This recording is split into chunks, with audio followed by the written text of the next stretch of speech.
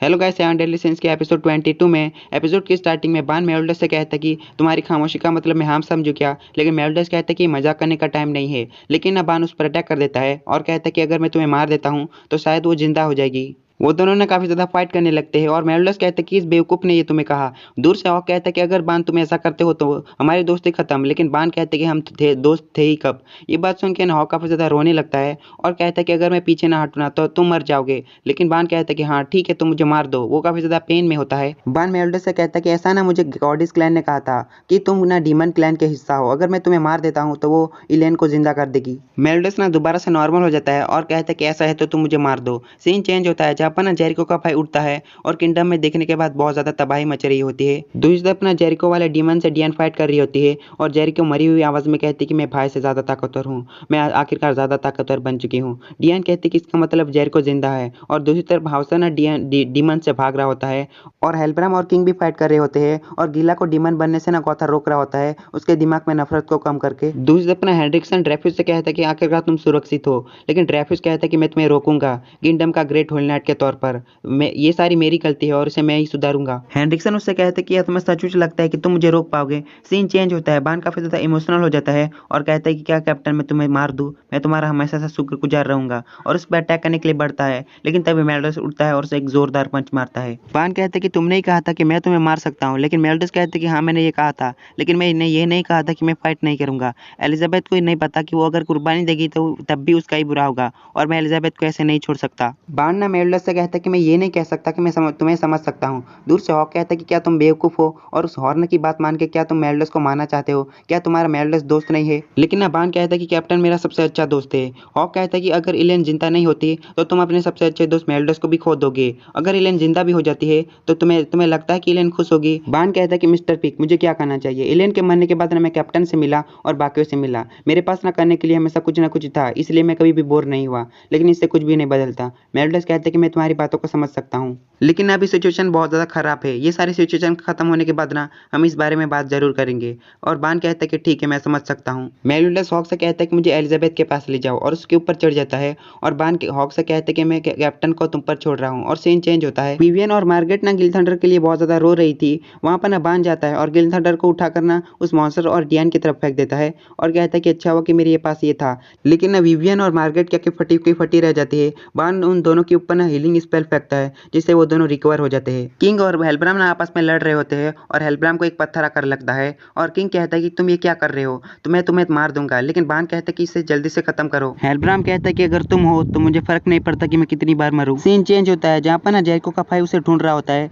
लेकिन तभी जेरिको का मॉन्स्टर उसे पकड़ लेता है। लेकिन जेरिको कहती है कि भाई मेरी तरफ देखो, मैं ताकतवर हो चुकी हूँ। लेकिन उसे नहीं पता होता कि वही उसे मार रही है। सीन चेंज होता है जहाँ पर ड्रेफिस और हेनरिक्सन आपस में फाइट कर रहे होते हैं और हेनरिक्सन अपनी स्किल का यूज करता है। लेकिन तभी ड्रेफिस उस पर अटैक करता है और उसके सीने में छेद कर देता है। हेनरिक्सन नीचे गिर जाता है। उस फॉग में से ना ड्रेफिस बाहर निकलता है और कहता है कि इस एबिलिटी मुझ पर बिल्कुल भी काम नहीं करेगी क्योंकि मेरे पास जो एबिलिटी है ये तुम्हारी एबिलिटी से बिल्कुल अपोजिट है। लेकिन हेनरिक्सन की बॉडी अपने आप हील होने लगती है और ड्रेफिस कहता है कि ये तुम्हारी समझ से परे वाली ताकत और रिजनरेशन की पावर, मुझे नहीं पता था कि तुम इतने ज्यादा गिर सकते हो हेनरिक्सन। ड्रेफिस अपनी तलवार से बहुत सारी एनर्जी पावर इकट्ठी करता है और उस पर अटैक करता है। हेनरिक्सन भी उस पर अटैक करता है जिससे उन दोनों की पावर आपस में टकरा के बहुत बड़ा ब्लास्ट होता है। और दूसरी तरफ से हॉक भी एमेल्डस को लेकर एलिजाबेथ को बचाने के लिए आ रहे होते हैं। जब धुआं हटता है ना तब एलिजाबेथ बहुत ज़्यादा घायल होती है। उसके पास ड्रेफिस जाकर उसका खून रोकने की कोशिश करता है लेकिन वो खून रोकता नहीं। हेनरिक्सन उसके पास आकर कहता है कि इसका खून पूरा खत्म होने से पहले मुझे इसे ले जाना होगा।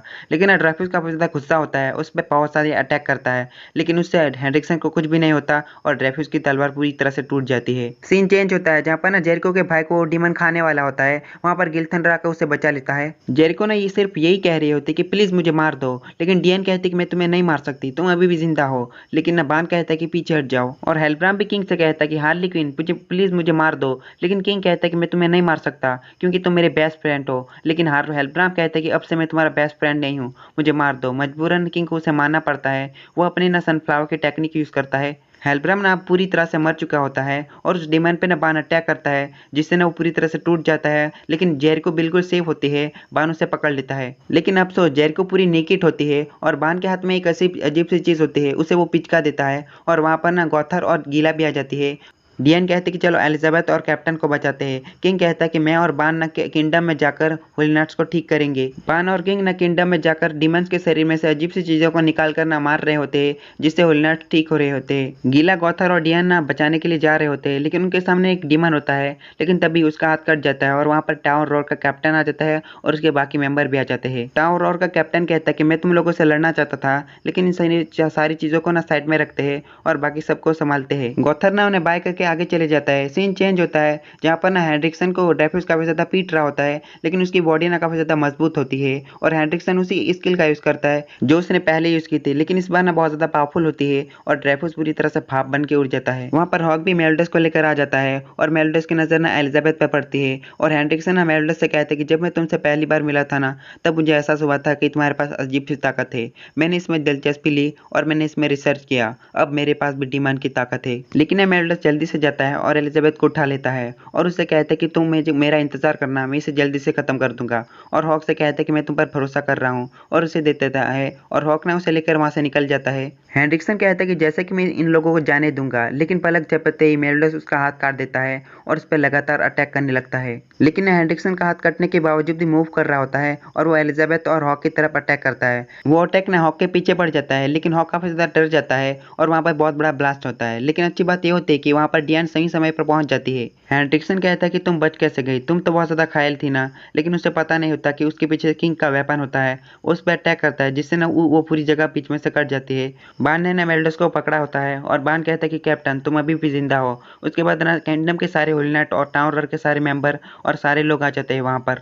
मेलिडस कहते हैं कि ये सारे हुलिनाट ना 7 डेडली सिंस को रोकने नहीं, तुम्हें रोकने के लिए आए हैं। लेकिन हेनरिक्सन काफी ज्यादा हंसने लगता है और कहता है कि तुम मुझे नहीं हरा सकते और उसका हाथ ना दोबारा से जुड़ जाता है। लेकिन मेलिडस आता है, उस पर अटैक करता है। लेकिन हेनरिक्सन की हीलिंग पावर बहुत ज्यादा खतरनाक थी, इसलिए वो जल्दी हील हो जाता है और किंग भी उस पर अटैक करता है। लेकिन हेनरिक्सन कहता है कि अब मैं हार नहीं सकता। डियन अपनी स्किल यूज करती है डबल हैमर, लेकिन हेनरिक्सन कहता है कि ये स्किल मुझ पर काम नहीं करेगी।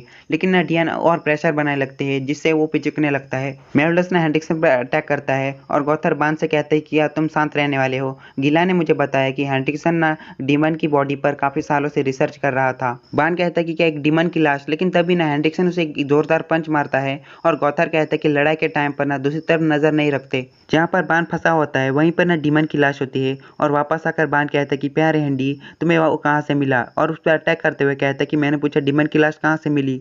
तभी ना पीछे की जगह पूरी टूट जाती है और वहाँ पर डिमन की लाश होती है। और इसके साथ नया वाला एपिसोड खत्म होता है और मेरा सेकंड चैनल है, जाकर सब्सक्राइब कर लेना, मैंने डिस्क्रिप्शन